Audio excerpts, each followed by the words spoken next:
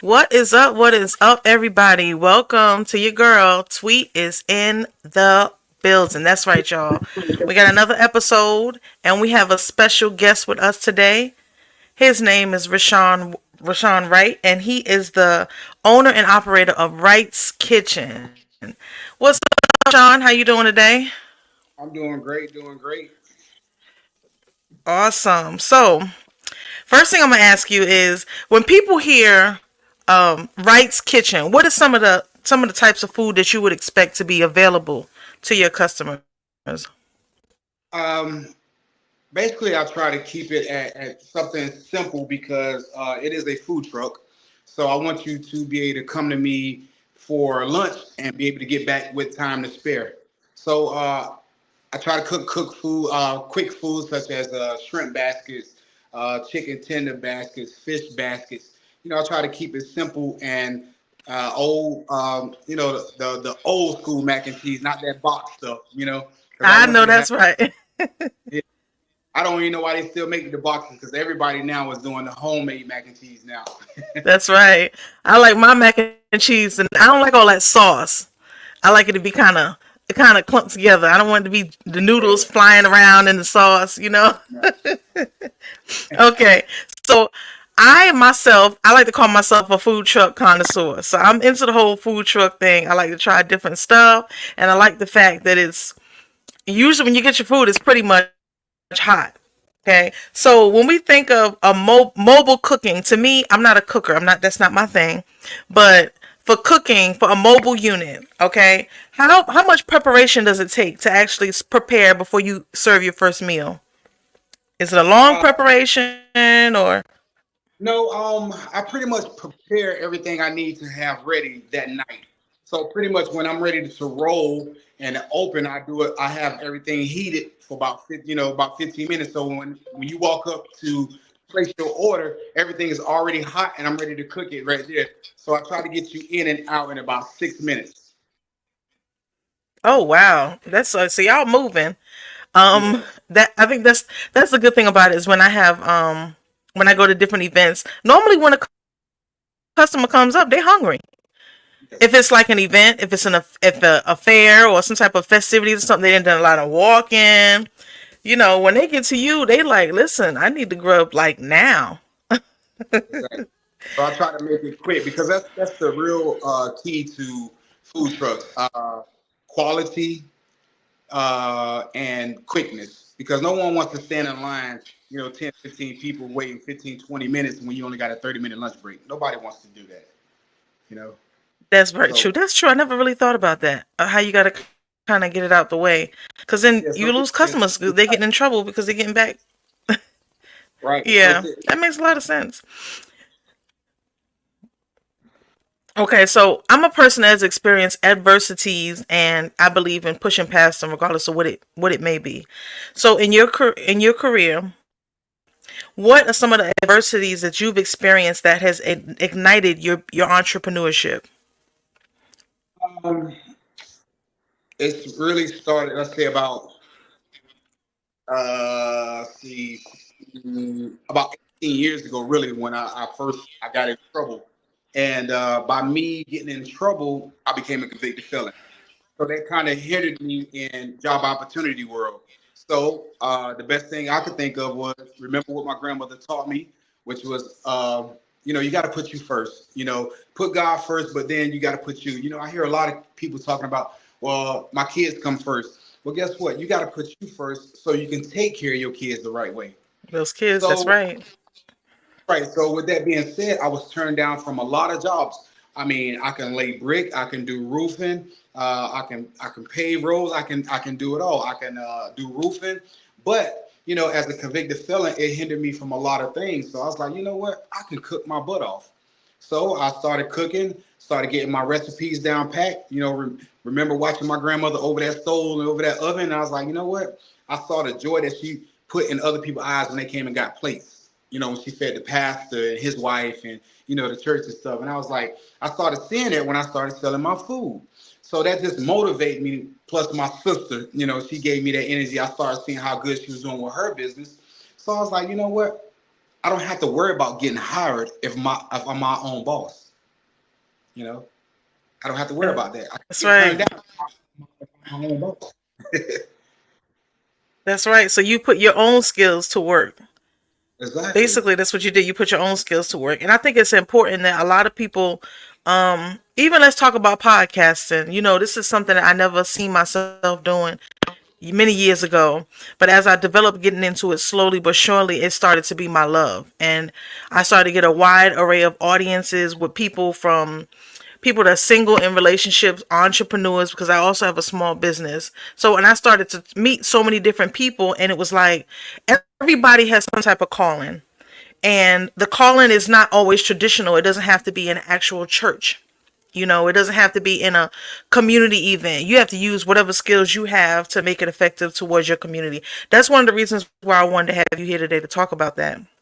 Um, so when you think of motivating you through the hard times, like in any type of business, whether it be small or big, you're going to run into some tough stuff. And you're going to think about, you know what, maybe I should just leave this alone. Maybe this ain't for me. Maybe I need to go back and lay brick, or maybe I need to do roofing, or maybe I just need to. What kept you going when things got real rough? What kept me going was I kept hearing that that's hard. That's a lot of work. That costs a lot of money. Well, guess what? I'm out here. I was out here working 3 jobs to make sure that I could keep going, because I'm the type of person. Once I start something, I got to see it through. I'm very impatient. Mm. That's a bad thing for me. But I just had to keep going. I had to, because I felt like this was my dream. Because I feel like we as people, we are multi-talented in a lot of areas. We just don't push ourselves to see what field that we are better than in the other field. So I was like, you know what? I got to do this. This is something that I want to do. It's just like I dream. It's funny and it's sad at the same time. It's probably why I don't sleep at night. But I dream about recipes at night, like what I want to try the next day. That's crazy. I literally That's do. good. That's drive. That means you're driven. That means you're doing something that you really want to do. And I tell people all the time, it's important to be doing something that you really want to do, because you can go to sleep and think about it. And there's some people that go to sleep and they get nightmares about whatever about whatever it is they're doing. So you doing something that you really like, and I think that's good. You said something else that was so important. And I think I just forgot it just now. Oh, I'm a person like that. You get tunnel vision. I'm a person that when there's something that I want to complete or something that I want to do, getting that tunnel vision and saying, and you're going to have naysayers. You're going to have people that's going to say that's too expensive, just like you just said. You're going to see people that's going to say, ain't nobody going to listen to you. Ain't nobody going to come purchase anything from you. There's people going to talk about more about the adversities. But, a lot of times when you hear that, sometimes you're living out somebody else's dream that they don't have the ambition to do. So you have to look at it like, okay, I hear what you're saying, but I got to focus on what it is that I need to do. So I think that is super dope. Don't ever let go of that tunnel vision, because you got it. So another thing is, this is the thing in the food truck industry. You come across a lot in business. Period. You come across a lot of different kind of customers. You have the customers that maybe firsthand be pretty much particular about things, or they may say that they want this way and not this way. How do you handle those type of customers? So if a customer comes to you and you have onions in something, is it possible that you could say, okay, well, I can make this without that in it? See, the way I have my food truck set up, I have it where nothing is put on anything until you tell me. Like I have the onions separated from the bell peppers, because somebody may want a Philly cheesesteak with just peppers. Somebody may Hmm. want one with just onions. So I make sure I accommodate for anyone, because it's not too hard. That's why I keep my menu simple, good but simple. So you can say, hey, I want that without onions, or I want that without peppers, or I make it simple for that. So. Okay, that makes a lot of sense, because I know I've actually experienced some food trucks that maybe have some international ingredients in it that I'm not familiar with, or maybe just a little in particular about trying something new. And it's always good to have something that, somewhere you can say, well, I don't want this in it. And you still have the opportunity to serve that customer. And, you can still move forward in business without somebody saying, no, don't go there because their food is too spicy, which, I've been a person that has said that in the past. Um, So when we think about success, for me, I feel like success is the fulfillment around me. When it comes to your children, what is your measurement? How do you measure your success even in the future? What are some of the things that you think about and you can look back and say, I was successful? I I look know at it that's a like this. difficult question, but I like to ask a No, difficult no, no. question. Well, try to answer the best way I can. I look at it like this: when we moved down from New Jersey, I look at it now and like, wow, where I used to be and now where I'm at.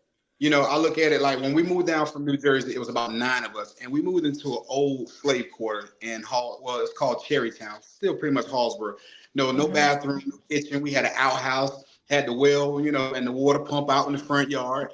And I look at it Mhm. like grandmother and grandfather getting up from the crack of dawn, coming back at night, out there in those fields and stuff, and I was like, I saw hard work because I mean, being honest with you, I've been in every field it is except a cotton field, So when my mother Right. passed away, our grandmother said, "Hey, you want those nice shoes? You want those nice clothes? You need to get up with us and go to work."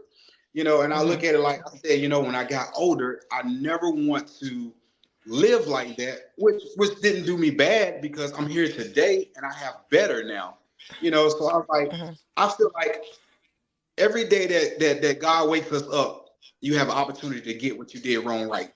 I look at it Yep. just like you have an opportunity to become closer to your dream. You have an opportunity to get closer to your dream. You have an opportunity to get more success. You have an opportunity to get more clientele. Every day that you wake up, you got to look at it as an opportunity to get what you need.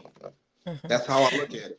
And I think that's dope, and that brings me to my next question. I want you to, if you can give a few words of encouragement or advice to anyone experiencing what they may feel like is a lengthy setback.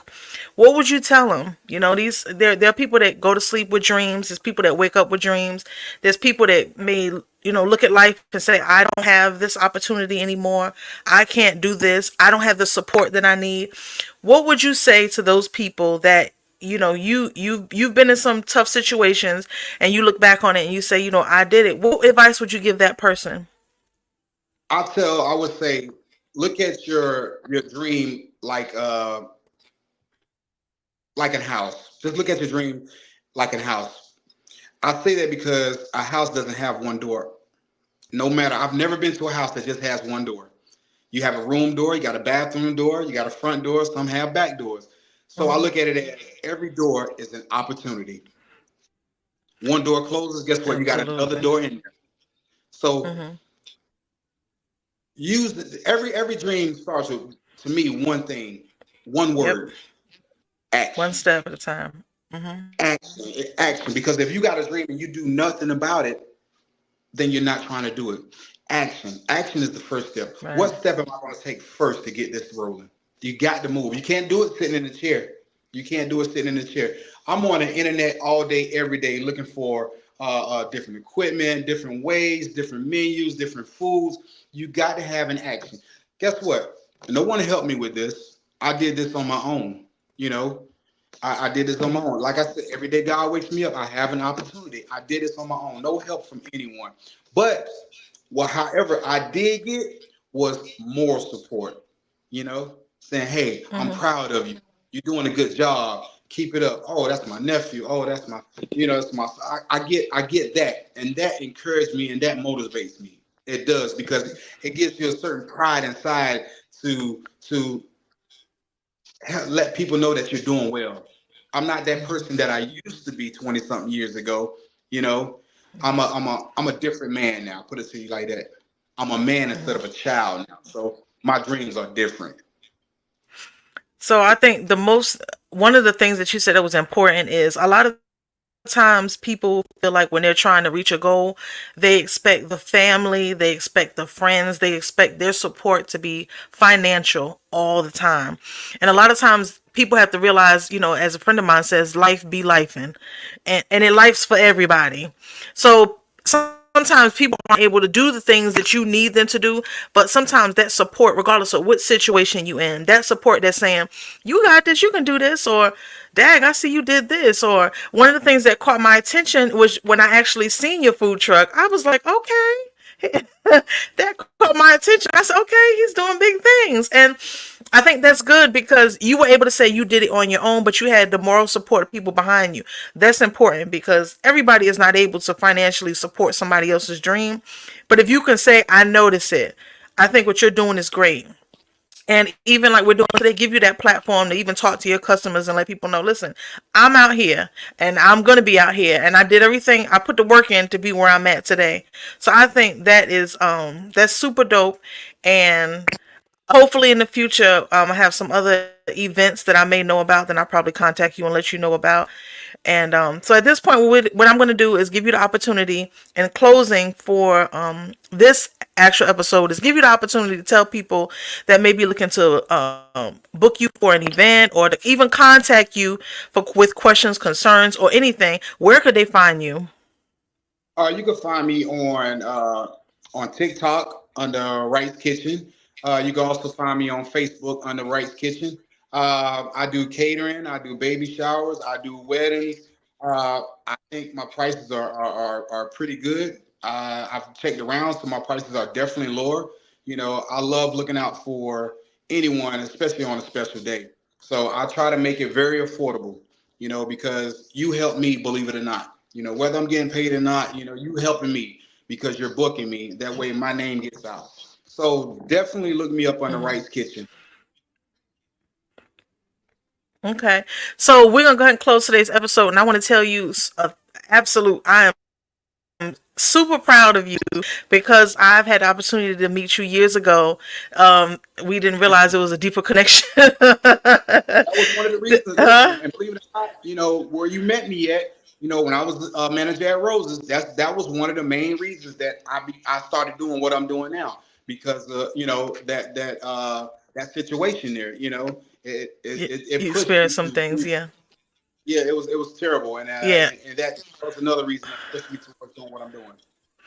Always, you always have to experience. I tell people all the time, you got to experience some negative things to put a little fire under you and make you realize that you're not supposed to stay. You're supposed to go up and go to different directions. So, but again, I want to thank you so much for coming and talking to us and sharing your business. And when we get the opportunity to, if I, like I said, if I run into any events or anything, I definitely will be letting you know and putting your name out there. To all of our viewers and listeners that are listening, y'all need to go check out Wright's Kitchen because I'm telling you, I didn't see the pictures. I didn't get the opportunity to taste, but there's an event coming up that I know that you're going to be at. So we're not going to get too. I ain't going to talk about that, but I do have the opportunity to talk to a lot of different people, so I will be putting your name out there. All I right, so I want appreciate to that. thank you so much for talking to us today, and you take care. Thank you so All much. right, peace out, y'all. You welcome. Bye.